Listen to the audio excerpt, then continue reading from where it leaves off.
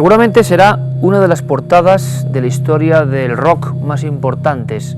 Un disco que reflejaba un sinfín de rostros y que fue conocido algo así como la banda del Sargento Peppers y los Corazones Solitarios.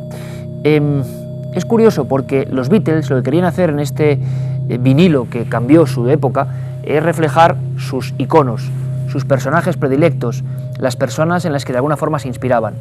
Bueno, hay muchas muy importantes, pero si nos fijamos con detalle en una, percibiremos a un ser de mirada siniestra. Este individuo no era un cualquiera, era Aleister Crowley, un hombre que fue conocido como la Gran Bestia, el Gran Brujo de Occidente, un hombre que hizo auténticas fechorías, según dicen algunos biógrafos, un hombre que jugó con las fuerzas ocultas, las invocaciones, el satanismo. ¿Qué pintaba ahí? ¿Por qué fue tan importante para tantas figuras, no solo los Beatles, sino otros muchos del rock y la cultura de los años 60? Luis Álvarez, en una expedición sin precedentes, porque nunca se habían visto estas imágenes en España, viajó hasta la gran guarida deshabitada hoy, pero donde todavía se respira algo de esta gran bestia humana. Boleskine House, la casa del Mago Negro. ¿Quieren abrir sus puertas? Algunos lugares parecen estar tocados por una maldición, como suspendidos en una atmósfera siniestra y densa. Aquí, en las Highlands escocesas, a pocos kilómetros de Inverness, esta enigmática mansión descansa a orillas del lago Ness, como aguardando el retorno del maestro, que un día la convirtió en su santuario. Cualquiera que se haya introducido en la filosofía de Aleister Crowley debería tener mucho cuidado con lo que se hace. Debe aprender a manejar el conocimiento o, de lo contrario, puede tener serios problemas.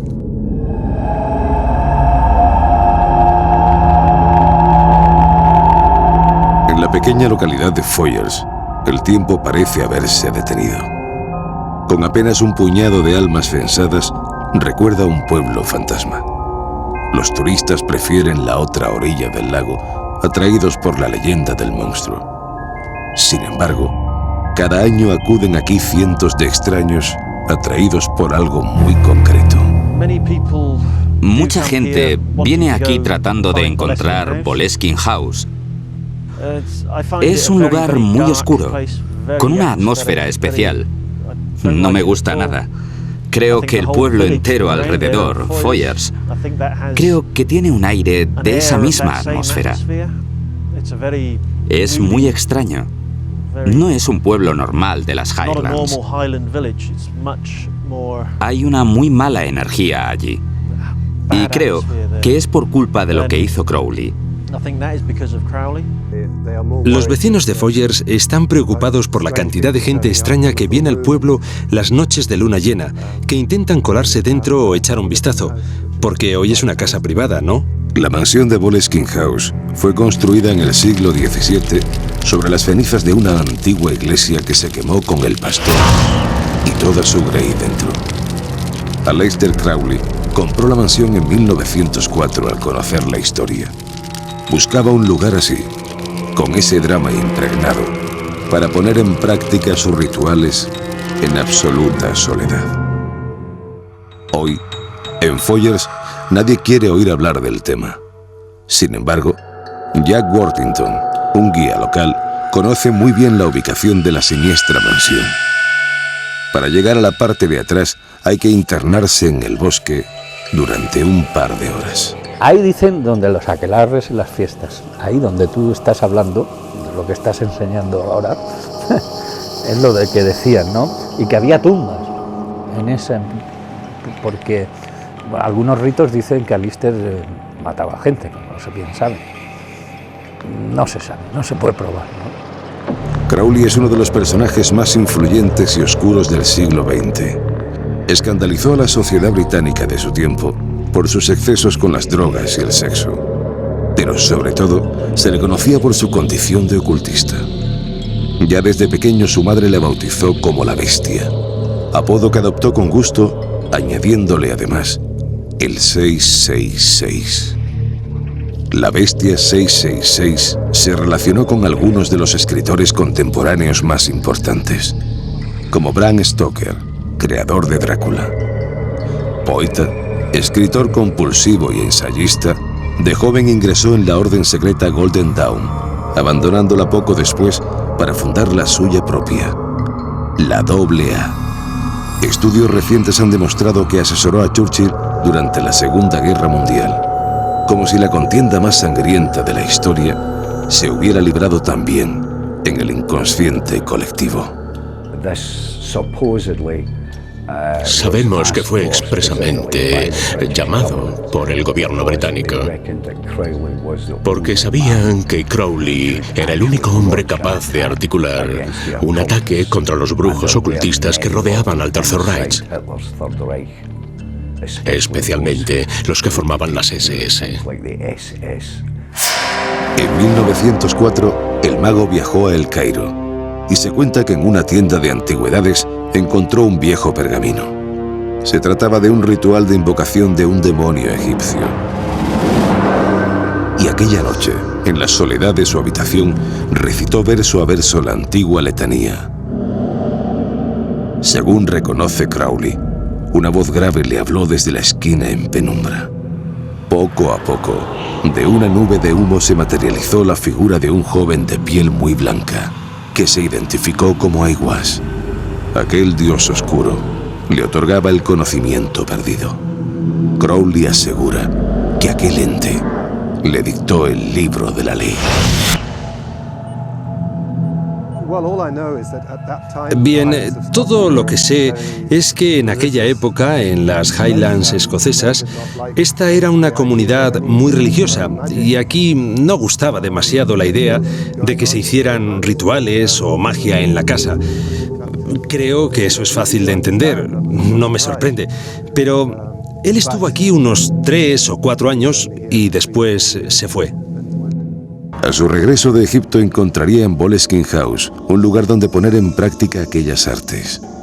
Noche tras noche, sumergido en lecturas antiguas a la luz de las velas, perseguía el camino hacia el otro lado. Pero algo debió salir mal, y el loco alquimista desató al Leviatán. Algunos piensan que desde entonces seres del ultramundo vagan por la zona, que el lugar está maldito. Esto nos sirve para explicar muchas cosas que ocurrieron allí. Algunos de los trabajadores del servicio enloquecieron. Su mujer se volvió alcohólica y sus perros se volvieron locos. Así que Aleister Crowley tuvo que asesinarlos a tiros y enterrarlos. Alguna gente ha tenido experiencias allí. El guarda de la casa contó en una ocasión que estaba en su habitación por la noche y empezó a oír cómo rayaba la puerta una especie de pezuñas de perro. Y no había perros allí. Por aquí se cuentan cosas como esta. Frente a Boleskine House nos encontramos el cementerio local. Como una broma macabra, en todas las lápidas aparece el apellido Fraser. En Foyers, todos se apellidan así, fruto de la endogamia entre miembros de un mismo clan.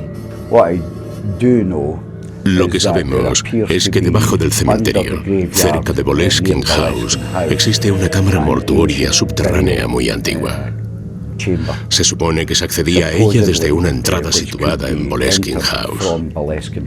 Hablé con un trabajador que estuvo en Boleskine House durante muchos años y me confesó que encontró la entrada al túnel, pero nunca entró ni se atrevió a romper el muro que sellaba la entrada para introducirse. Esta caseta parece ser la salida del túnel que comunica con la mansión. Recostado en su muro encontramos esta placa de cristal con un mensaje cifrado dedicado a Crowley, en el que podemos leer: gracias, Aleister. Apreciamos tu diligencia. La edificación de la que me hablas fue utilizada como una pequeña casa de vigilancia para evitar que los ladrones de cadáveres de la época robaran los cuerpos recién enterrados para experimentación. Pero hay mucha gente que ahora acude allí dejando marcas y símbolos con la intención de hacerse, de conseguir, de obtener cierto tipo de poder. El único acceso abierto es este ventanuco. A la luz de la cámara se abre ante nosotros un escalofriante universo. Esta estrella de David preside la chimenea, donde aún quedan restos de fuego. Mensajes y extraños símbolos grabados hasta el techo recorren las dos plantas. Restos de velas y de fiestas revelan ceremonias nocturnas, siguiendo los dictados de Crowley. La confirmación de que su culto aún perdura un siglo después.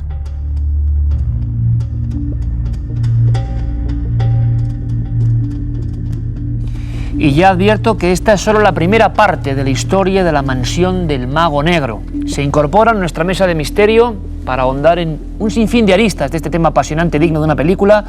Santiago Camacho, buenas noches, compañero. Buenas noches, Iker. Luis, qué decir, luego reviviremos aventuras que has pasado allí. Buenas noches. Bienvenido, Luis. Carmen, que por supuesto sigue con nosotros con algunos documentos muy interesantes. Y quiero dar la bienvenida, muy grata además, a Sebastián Vázquez, editor, escritor, impulsor de algunas de las grandes colecciones, precisamente sobre este tipo de sabidurías, este y otro tipo de sabidurías, evidentemente. Sebastián Vázquez, compañero, bienvenido. Gracias, Iker, buenas noches. Oye, aprovecho que, bueno, es que nos tenemos que ir ya prácticamente. Aleister Crowley, este misterioso personaje, estuvo en España. Estuvo en España, sí, señor.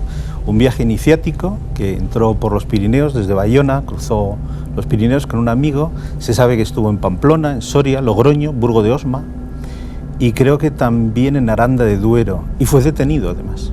¿Y qué buscaba? No lo sabemos. Posiblemente él, con todos esos viajes que él hizo por todo el mundo, supongo que él en España buscaba raíces telúricas, porque él luego hizo posteriormente otro viaje a Granada y entró en contacto con las comunidades de los gitanos en Sacromonte. Boleskine House, la casa empleada por Aleister Crowley para extraños ritos, una casa que además tenía una historia trágica que hemos repasado. Una comunidad religiosa pereció allí entre llamas y parece que todo ese dolor podía ser empleado para conectar con otro lado mucho más oscuro. Allí estuvo nuestro compañero Luis Álvarez. Y Luis, parece que es que el entorno sigue siendo auténticamente de terror. Parece que el entorno sigue siendo maldito desde entonces. Estamos hablando desde 1904. Es una comunidad oscura, la gente no es muy dada a hablar, es raro, el carácter de los escoceses es muy abierto normalmente, y el lugar está como impregnado de una atmósfera curiosa, ¿no? Una atmósfera extraña. Tú me hablabas de una cosa, cuando hacíamos algún previo contacto, siguiendo paso a paso el viaje de Luis, de la zona a nivel de la naturaleza. Estaba muerta en ese lugar. Sí, nosotros para entrar para poder grabar Boleskine House desde atrás tuvimos que hacer un periplo por el bosque de más de 2 horas. De hecho, llegamos a perdernos incluso. Son bosques muy tupidos, muy densos de pino caledonio. Y encontramos, curiosamente, justo detrás de la casa, una especie de claro del bosque en el que todo lo que le rodeaba estaba muerto. Es como si el bosque estuviera muerto allí, ¿no? Es curioso, además, es muy simbólico, de hecho, porque se sabe que Aleister Crowley y después los miembros de la banda de Led Zeppelin harían unas cuantas fiestas allí, unas fiestas en las que no tenemos muy claro qué sucedió, pero se sospecha que pudo haber incluso algún tipo de víctima ritual, de algún ritual propiciatorio, ¿no? Incluso se cree que podrían estar allí enterradas, ¿no? Debajo de las piedras y de esa gran capa de musgo que parece recubrir todo este territorio. Hay un cementerio donde todo el mundo se apellida igual. Sí, en realidad estamos hablando del cementerio de Boleskine House, que está en Foyers, en esta pequeña localidad en la orilla este del lago Ness, y se trata ni más ni menos que del clan de los Fraser, que al parecer anduvieron por allí bastantes siglos atrás, fueron invitados por el rey de Escocia para, parece que, habitar esa pequeña comunidad, y quizá por la endogamia o seguramente por este hecho, pues todos se apellidan así. Todas las lápidas tienen o el primero o el segundo apellido Fraser, ¿no?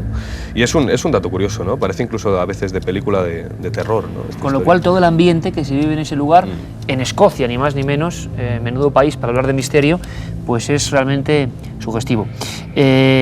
Nos acompaña, lo anunciábamos antes, Sebastián Vázquez, un gran experto en este tipo de asuntos, y quizá mucha gente, yo el primero, no sabemos la influencia real de este individuo tan enigmático. Hay un detalle, si me gustaría, Luis, que me pasaras un momento, simplemente como detalle, el disco de los Beatles. Dicen que la portada más célebre de todos los discos del siglo XX, ¿no? Pues bien, ellos, el quinteto de Liverpool, eligen una serie de... Curiosamente, también está Edgar Allan Poe, no me había dado cuenta nunca, y también aparece en el extremo Aleister Crowley como un personaje influyente. ¿Por qué tan influyente? ¿Por qué tan importante? ¿Un mago simple y llanamente? o algo más y más peligroso?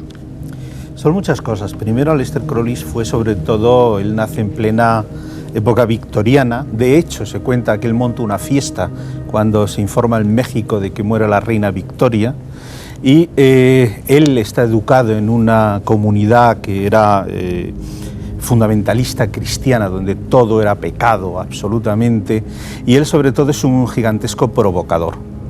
Segundo, eso es un primer detalle, y segundo, fue un pionero en cuanto a las drogas, por así decirlo, ¿no? Esas dos características, y luego la tremenda leyenda de Aleister Crowley, porque una de las cosas que hay que decir, que la leyenda negra de Aleister Crowley, sobre todo es él, el número uno que la desarrolla. Él busca ser llamado la bestia, él busca ser llamado el hombre más malvado de su época, como se le llegó a definir, pero él lo potencia todo esto, porque en realidad él solo fue acusado una vez, porque él cuando deja Escocia establece una comunidad en Sicilia, en Cefalú, donde sí es cierto que muere una persona, él es acusado. ¿Algún tipo de ritual? Más bien una orgía, más bien una orgía. Y allí muere un participante, un amigo suyo, y dicen que le acusan de haberlo envenenado. Jamás se demostró. Y luego, naturalmente, su vinculación a todo este mundo oscuro de las religiones negras. Magia negra, bueno, Sebastián Vázquez ha hecho algunos de los libros, yo creo que fundamentales para comprender todo el asunto de esas creencias de los antiguos egipcios, y parece que tienen mucho que ver. Hemos visto una escena importante de la compra de un manuscrito para conectar con algo, ¿no? Parece que fue así, que en un viaje que realizó con su esposa allá por 1903-1904, a principios del siglo pasado, parece que encuentra ese pergamino de invocación a un antiguo demonio. Se sabe también que visitó el Museo del Cairo, incluso estuvo en la Gran Pirámide haciendo quién sabe Dios qué. Pero lo que está claro es que cuando vuelve de Egipto, vuelve muy impresionado por lo que ha encontrado allí, por lo que le ha sido revelado, en compañía además, como decíamos, de su mujer, que era una especie de medium vidente. Y a partir de ese momento empezar a escribir toda su filosofía, a partir de ese libro que es dictado, que es el libro de la ley, es un libro dictado muy por esta conocido. Entidad, supuestamente. Sí, suponemos que será, imagino, pues no sé, alguna voz que oiría o algo inconsciente, aunque él reconoce, y esto sí que lo escribe en sus libros, que era una voz que surgía por detrás de su espalda, que además venía de una de las esquinas de la habitación, y que además más tarde se materializó una especie de figura de piel muy blanca y que se identificó como Aiwass, ¿no? Que era una especie de demonio, ¿no? Surgido del Averno. Hay una cosa importante, Santiago, da la impresión de que este hombre buscaba lugares que no eran casuales. En este caso, la casa de Boleskine era un lugar donde había habido muerte, pero la muerte más horrible que se puede imaginar, y parece que por diferentes lugares del mundo elegía estos sitios como para sintonizar algo. Sí, de hecho algo no especialmente bueno. Luis lo habrá comprobado que, por ejemplo, entre la orilla noroeste del lago Ness y la orilla sureste hay un contraste brutal. La orilla noroeste es donde está todo el parque temático del lago Ness, con su Nessie, con sus muñequitos, con sus tiendas de recuerdos y tal. Justo en la orilla opuesta, en la orilla suroeste, es donde está Boleskine House, y es una comarca siniestra. O sea, ¿para qué vamos a andar buscando otro calificativo? Cefalú era también un sitio curioso.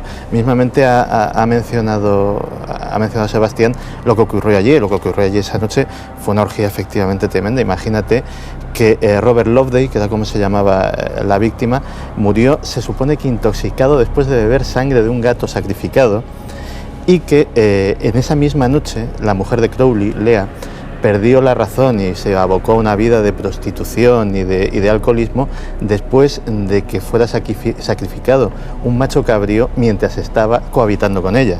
Es decir, las cosas que pasaban, ¿no? Las cosas que pasaban en las casas de Crowley, si ya los sitios tenían alguna connotación negativa, si no la tenían antes, la acababan teniendo después. Bueno, leyendo o no, vamos a seguir viajando, porque esa casa tiene una doble historia. Y ahora vamos a poder contar muchas más cosas sabiendo lo que pasó después. Un grupo célebre, ¿verdad?, como Led Zeppelin, o uno de sus miembros, quiere ir a esa casa en concreto por algo. ¿Quieren saber por qué? Vamos a descubrirlo. Crowley terminó por vender Boleskine House. Poco tiempo después, su nuevo dueño se suicidó en la casa.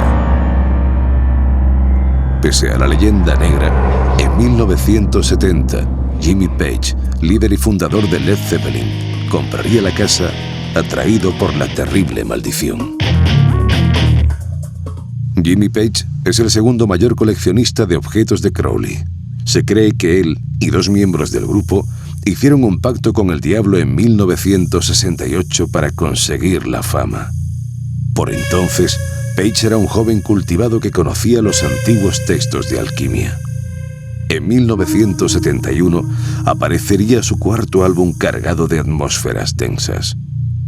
El libreto estaba plagado de simbología y el single Stairway to Heaven parecía contener un mensaje cifrado.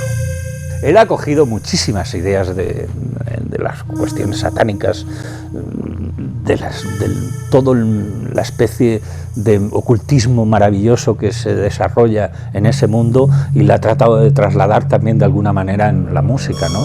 Ian Cameron vive en su granja a escasos kilómetros de Boleskine House. En los 70, su mejor amigo cuidaba la casa en las largas ausencias del guitarrista. En 1974, consiguió pasar allí un par de noches. Recuerdo que era una casa normal, salvo por algunos muebles y unas sillas que creo que venían del Café Real de Londres, con los nombres de personas grabado en el respaldo de las sillas. Creo que eran los nombres de amigos o colegas de Aleister Crowley. Había algunas sillas y recuerdo que había una pared despejada con algo escrito. Creo que era la insignia de Crowley, algo así como: haz lo que te dé la gana, será toda ley. Pero por lo demás creo que era una casa normal, ¿no? Page vivía obsesionado por Crowley. Se cuenta que de noche podía sentir la presencia del maestro, destilada en los muros de Boleskine House. El cuidador de la finca reveló a la prensa sensacionalista británica que el guitarrista se vestía con la ropa del mago y hacía ritos extraños. A partir de 1971, los integrantes de la banda comenzaron a sufrir todo tipo de desgracias.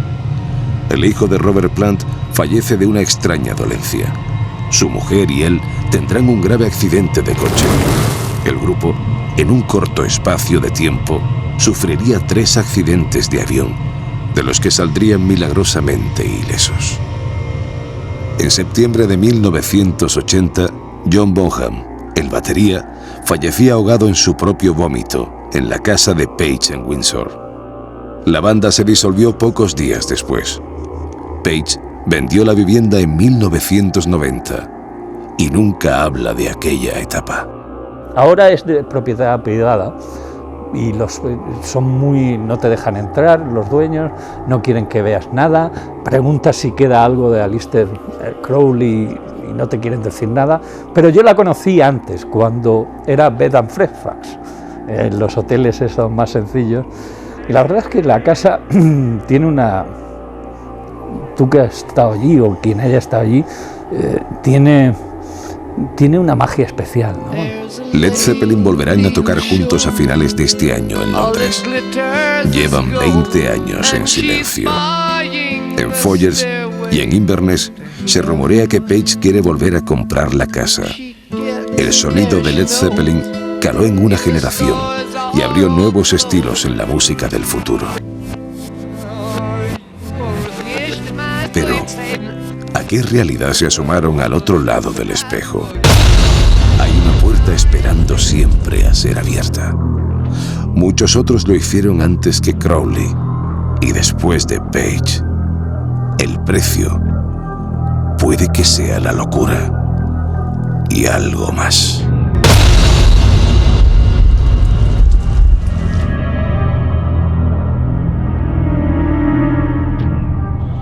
La historia de la mansión del Mago Negro continúa en el tiempo y llega hasta uno de los más célebres grupos de rock de la historia, que por cierto Santiago Camacho vieron cómo las desgracias empezaban a cebarse en ellos, desgracias que incluso no han sido apuntadas en el reportaje, hubo muchas más. Hubo muchas más y de hecho, bueno, la verdad es que fue una época de una tremenda mala suerte, de una tremenda agitación personal. La verdad es que probablemente no se pasaban sobrios 24 horas seguidas. Fallecimiento de hijos, fallecimiento de miembros del grupo, accidentes inexplicables entre los propios miembros de los equipos de las giras, gente que se cae de los andamios, gente que se electrocuta conectando equipos. Es decir, fue una época mala, y en esa época fue precisamente en la que coincidió, en la que vivieron en Boleskine House. Jimmy Page tenía especial interés en hacerse con esa casa porque era el Vaticano del culto que había establecido Crowley. Crowley en sus libros dice que Boleskine House es la Qibla. La Qibla es como llaman a la Meca los musulmanes. De hecho, los del culto telémico, los de la religión de Crowley, los rituales se tienen que hacer mirando hacia Boleskine House. En las páginas web de la OTO y de este tipo de cosas hay incluso coordenadas geográficas desde diferentes ciudades del mundo hacia donde hay que mirar para estar orientado hasta esta mansión, que parece un lugar inofensivo y ya vemos que tiene cierta importancia. Como siempre, Santiago Camacho, caja de sorpresas. O sea, es decir, que indicas, por tanto, que en el mundo sigue habiendo, no con la muerte de Aleister Crowley se paró todo esto, sino que sigue habiendo un culto. Había algunas cosas por ahí desperdigadas que hacen pensar que sigue habiendo seguidores, y tienen como un ritual global que hay que mirar hacia esta casa concreta que está ahí perdida en Escocia. Efectivamente, y de hecho no son en absoluto pocos, no tienen una actitud muy llamativa, se mueven en un ámbito discreto, pero posiblemente de las corrientes actuales del ocultismo, los seguidores de Crowley sean uno de los sectores de más peso en cuanto a número de practicantes. Sebastián, por lo tanto, podíamos pensar una cosa, viendo que la mala suerte...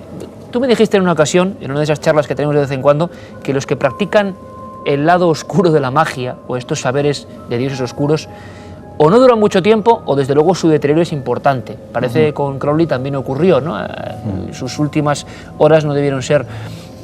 Pero, ¿cuál es la filosofía profunda de este tipo? ¿Por qué engancha tanto en mucha gente? Esto es algo parecido, lo digo desde el desconocimiento, al luciferismo, satanismo. ¿Esto qué es? No, en realidad hay un carácter mesiánico. No hay que olvidar que allí, en esa experiencia en Egipto, donde se le aparece la voz de ese sacerdote, Aiwass, porque la primera que tiene... Esa aparición es un sacerdote, en realidad. Es un sacerdote de la vieja religión egipcia.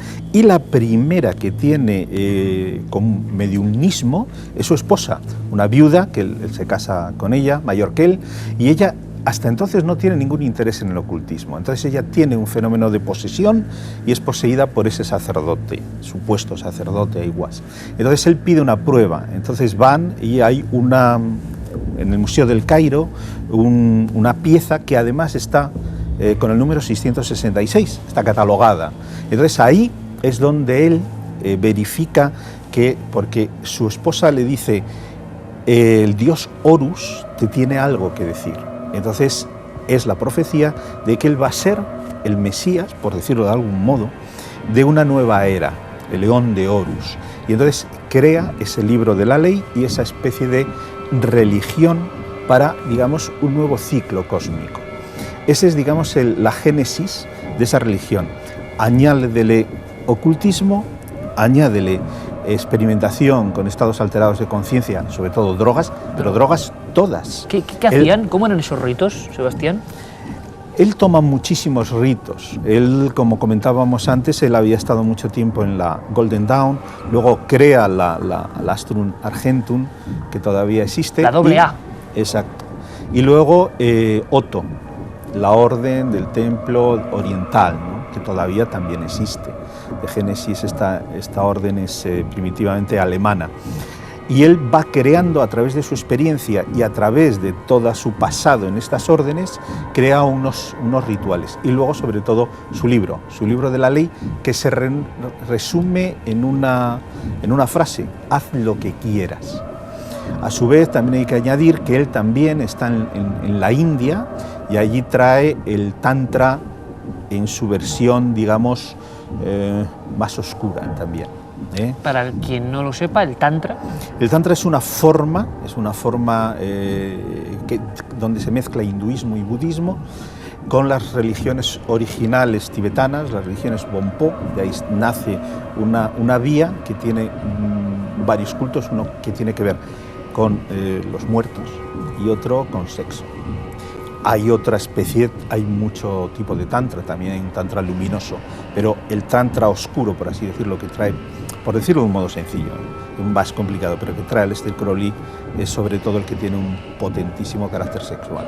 Bueno, los restos de todo este culto tan extraño y tan lejano para nosotros siguen estando ahí. Te los has encontrado penetrando en esa pequeña casucha por el ventanuco, has visto pintadas e incluso, no sé, pequeños recordatorios para la presencia de Crowley, ¿no? Sí, es un lugar donde se reúnen sin duda todos aquellos seguidores de Aleister Crowley y de Jimmy Page, del líder de los Led Zeppelin, pues quizá para rememorar algún conocimiento oculto que pudiera quedar remanente en el ambiente. No olvidemos que hay una leyenda que dice que la casa, parece más una realidad que una leyenda, que la casa va unida de Boleskine House por el cementerio con un túnel que pasa por debajo de la carretera y que desemboca precisamente en esa caseta donde nos colamos, y que podría ser el lugar de un antiguo enterramiento de la cultura megalítica, ¿no? No hay que olvidar también que hay una tradición escocesa, Iker, que dice que el lugar por donde discurren las almas hacia el purgatorio son esas líneas, esas corrientes telúricas que parece ser que es ahí donde los druidas, donde las culturas antiguas celtas de la isla pues erigieron sus monumentos megalíticos, ¿no? Pero que duda cabe creer que el Led Zeppelin, en este caso Jimmy Page, estaba buscando un lugar muy concreto, pagó una muy fuerte como hizo suma. Crowley en su día, buscar ese lugar muy concreto, sí, donde había dolor concentrado, ¿no? Está claro que Jimmy Page conocía toda la filosofía de Crowley, había leído sobre ello, y además estaba, fíjate, en relación con un director de cine un tanto extraño, con Kenneth Anger, que por aquel entonces, en el año 68, estaba haciendo en compañía de el líder de los Rolling Stones, estaban haciendo la banda sonora de una película llamada Lucifer Rising, que no se acabó hasta el año 75, y parece ser que es ese periodo de tiempo. Justo compra Jimmy Page en el 70 la casa, se dice que hacen un pacto con el diablo, además 3 grupos de Led Zeppelin en el 68, es decir, hay un montón de información relacionada con el culto satánico y que está vinculado exactamente a esa casa, es decir, Led Zeppelin tenían que conocer esta filosofía, y prueba de ello es este disco. Además tenemos el álbum cuarto de Led Zeppelin, que fíjate, Iker, curioso porque no tiene nombre, lo han llamado álbum cuarto o Symbols, porque aquí en el lomo tiene 4 simbolitos, y lo puso así a petición expresa de Jimmy Page a Atlantic Records, porque decía que como había recibido tan malas críticas en los discos anteriores, si no le ponían nombre, como un viejo truco de un brujo o de un mago ocultista, nunca podrían hablar mal de él, o sea, no podría llegarles una mala energía al respecto, ¿no? El disco en sí está cargado de iconos extraños, tenemos en las páginas interiores, por ejemplo, la imagen de un ermitaño, es una carta del tarot, tenemos en la portada además el cuadro de un antiguo brujo inglés que falleció curiosamente en 1904 aplastado por una cruz, fíjate, es una leyenda curiosa, y un montón de simbología extraña. La única letra del interior, con una tipología preciosa, si cabe decirlo, es la de Stairway to Heaven, que dicen que es la canción más radiada de la historia, yo lo dudo, seguramente sería alguna de los Beatles, y que además contiene segurísimamente una simbología que encierra algún conocimiento que esta gente, en concreto Robert Plant, que fue el que la compuso, seguramente alcanzaron, quién sabe cómo, ¿no? Una cosa, Luis, importante, aquí nos entramos, lo hemos hablado en alguna ocasión en Cuarto Milenio, es un tema archisabido, eso de las canciones que escuchadas al revés producen ciertos mensajes, marketing, ocultismo real, hay un pequeño ejemplo que quieres mostrarnos. Sí, bueno, hay muchos ejemplos dentro del rock, ¿no? Sobre todo en el rock de los 70. Se ha hablado de los que inician todo esto son los Beatles. En Sgt. Pepper's tenemos, por ejemplo, en la última canción, A Day in the Life, una pieza que está al final del todo de esa canción, después de un silencio, y que aparece un ultrasonido que dicen que está hecho para los perros, para que lo puedan oír, y una especie de risas estridentes. Hay muchos ejemplos también en otros grupos, ¿no? Pero se habla que en este disco, en la canción Stairway to Heaven, en una de las piezas, si lo pasas al revés, si le das la vuelta, hoy día con los CDs es más complicado, pero antiguamente con los tocadiscos parece que esto lo hicieron mucho, y se cree que podría traer algún tipo de mensaje relacionado con la adoración al culto de Satán, ¿no? Oh, mi querido Satán, te invocamos, esperamos encontrarnos pronto. Es decir, ¿escuchamos? Venga. Vamos a escucharlo.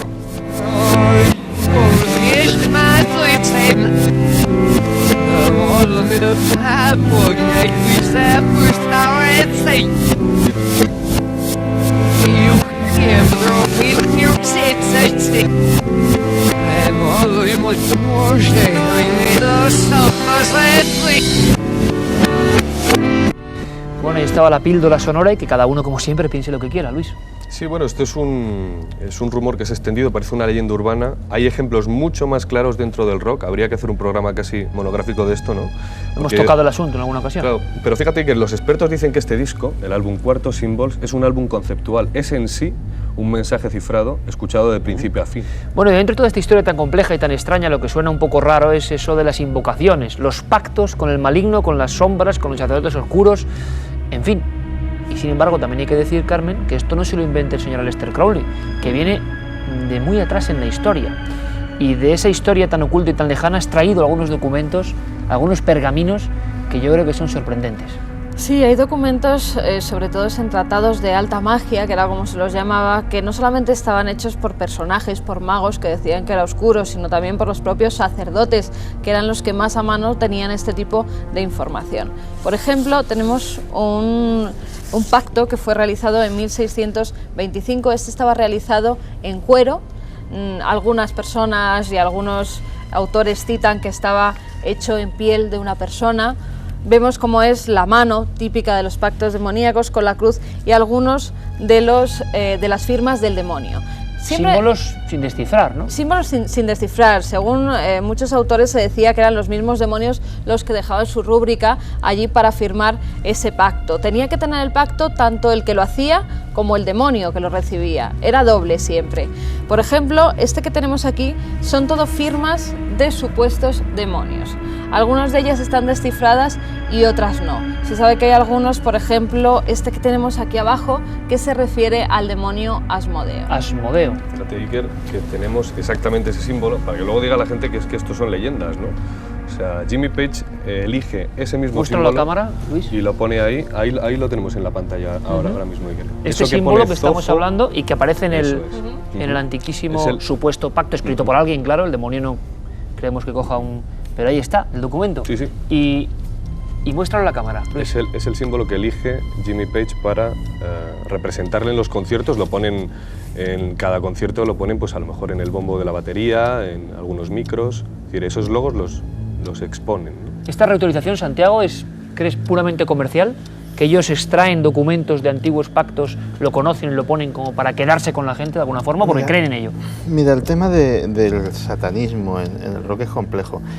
Ha habido mucho marketing, muchísimo, pero fíjate, si hubiese un solo grupo, uno solo, que realmente yo estuviera convencido de que se lo creían de principio a fin, de que vivieron durante una larga época de su vida en consonancia con esas creencias y que han marcado su vida negativamente, a mi entender, y creativamente de otra forma, esos han sido los Led Zeppelin con toda seguridad. Luego más tarde ha habido otro tipo de gente, pues a lo mejor los Black Sabbath, que ahí había mucho más marketing, mucho más espectáculo. Pero estos lo creían de verdad. Pero estos realmente estaban convencidos de ello, sobre todo Jimmy Page.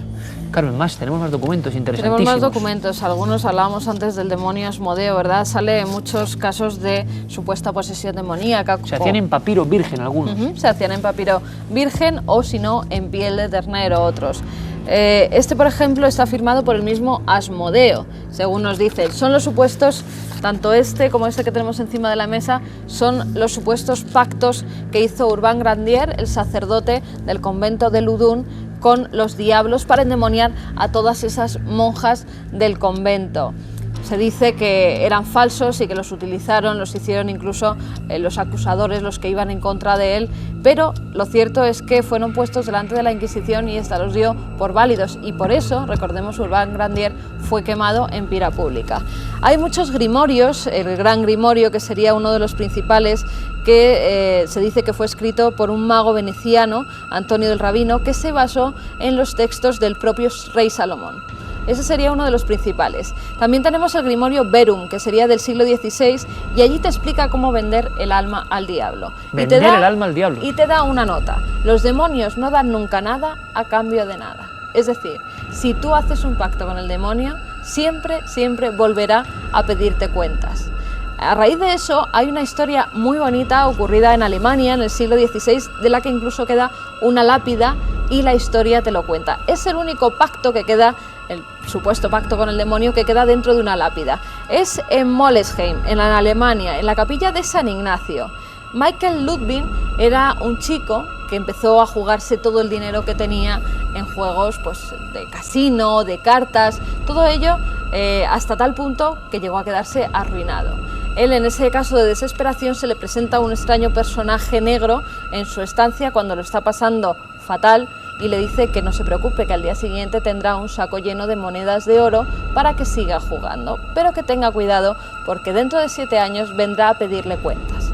Él, efectivamente, al día siguiente tiene esas monedas de oro y empieza a jugar más, logra tener una gran riqueza y cuando pasa el transcurso de esos 7 años ya se había casi olvidado, pero empieza a cometer maldades, empieza a matar a sus padres, empieza a hacer mal a todo aquel que se acerca a él, a las mujeres las trataba fatal y es el diablo el que vuelve. Tuvieron hasta tal punto, y así lo refleja en la iglesia, que hacerle un exorcismo en ese templo para ese pacto con el demonio romperlo y lograron que él fuera enterrado en lugar santo después de romper el pacto con las fuerzas oscuras. O sea, sé que desde hace muchísimo tiempo se habla de pactos que claro, evidentemente muchos de ellos, en la inmensa mayoría, tienen que ser inventados, alucinaciones, creencias muy profundas, y yo no sé los que saben de ocultismo realmente, Sebastián, si reutilizaban toda esta información para adecuarla a los nuevos tiempos o no creían nada de esto, o hay algo de verdad en todo esto. Vamos a ver, si me permites vamos a situar un poco históricamente algo muy rápidamente. Las religiones cuanto más primitivas, y no tenemos que irnos en la historia, es evidente, había sacrificios humanos. Desde los españoles cuando llegaban a México con los aztecas, el culto de Moloch, donde se sacrificaban niños a un dios con cabeza de carnero, o los cultos de Kali en la India. Posteriormente hay una evolución, sacrificios también sangrientos de animales, que hasta todavía hoy en día existen, ¿no? Y así sucesivamente hasta que... Un pequeño apunte, Sebastián, simplemente, porque en unos lugares de estos densos terribles, el cementerio de Cartago, del Topet, destinado a Moloch, este dios de los cartagineses, y están todas las lápidas que están viendo ahora con los niños, los niños sacrificados en las lápidas. Hemos estado allí. Claro, claro, era espantoso que le echaban al fuego, nos recordemos a los bebés, ¿no? O ahora mismo hay, por ejemplo, en Nepal, a finales de septiembre hay un gran festival, ¿no?, donde se sacrifican ovejas y cabras, luego las comen y luego se pasa al sacrificio simbólico. Pero fijémonos que solamente en la Biblia, por tomar para los espectadores una referencia, en la Biblia el propio Yahvé exige grandes cantidades de sacrificios sangrientos. Es algo común. Es decir, eso ubicado en su contexto, estas gentes buscaban de algún modo también esto. Ese es el elemento oscuro, el paso que va de lo que es las religiones sacrificiales, que ese sacrificio es simbólico en las etapas modernas, se va hacia atrás, se va hacia la sangre, habitualmente con sacrificios de animales, que todavía hoy ocurre, en Sudamérica lo sabemos, lo hemos visto cuando se corta la cabeza a un pollo, en fin, es muy común. Otra cosa son los pactos diabólicos. Aquí hay una parte de leyenda, inquisición, porque habitualmente la utilización de la sangre en todos estos rituales se hace como un elemento de protección. Protección. Es decir, se le tiene miedo a la divinidad y para pedirle a la divinidad una serie de favores, de que no te maldiga, de que te proteja, antiguamente que hubiera buenas cosechas, Tlaloc en los aztecas, el dios de la lluvia, para que hubiera lluvia, así sucesivamente, se da sacrificio sangriento. Yo lo que sí creo que algunas de estas gentes, bien porque, en fin, no les funcionaba muy bien la cabeza, o bien bajo efectos de psicotrópicos, buscarán esa vehiculización, ese ritual sangriento, y en donde yo sí creo que en un momento determinado pues sacrificarán, bueno, pues gatos, pájaros y a lo mejor hasta algún macho cabrío. Ahora bien, en la Edad Media yo creo que muchos de esos símbolos que hemos visto tienen carácter astrológico, alquímico. Lo que pasa es que precisamente estas gentes, para protegerse ellos, digamos del vulgo, ellos protegían su ciencia diciendo que eran elementos diabólicos. Lo encriptaban, por lo tanto. Encriptaban de o sea, había un saber modo oculto ahí que igual lo pintaban como demoníaco y era otra cosa muy distinta. Cornelio Agripa. Lo que sí es cierto es que Aleister Crowley, un libro que le impacta profundamente, que lo encuentra, creo recordar, en París, es La magia de Abramelin el mago, que efectivamente están todos estos símbolos que se estudia dentro de un contexto cabalístico, ritual, astrológico, es decir, es complejo.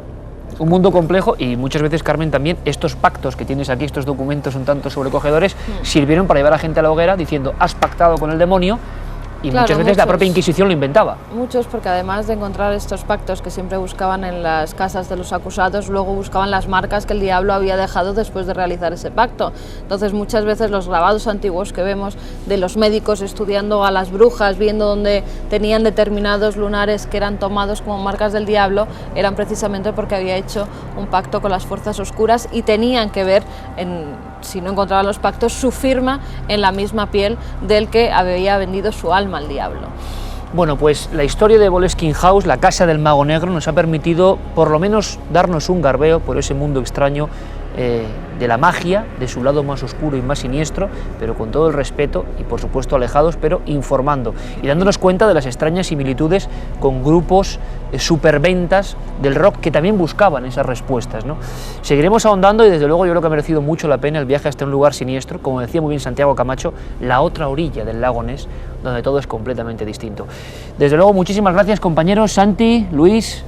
Magnífico el viaje y el reportaje. Sebastián Vázquez, por supuesto, gracias por ilustrarnos sobre estos asuntos sobre los que mucha gente ahora empezará a documentarse, y eso sí, con bastante distancia, ¿no? Que es importante. Solamente una cosa, dicen que las últimas palabras de Aleister Crowley fueron: estoy perplejo. Estoy perplejo. ¿Qué estaba viendo? ¿De qué estaba? Solo él lo sabe.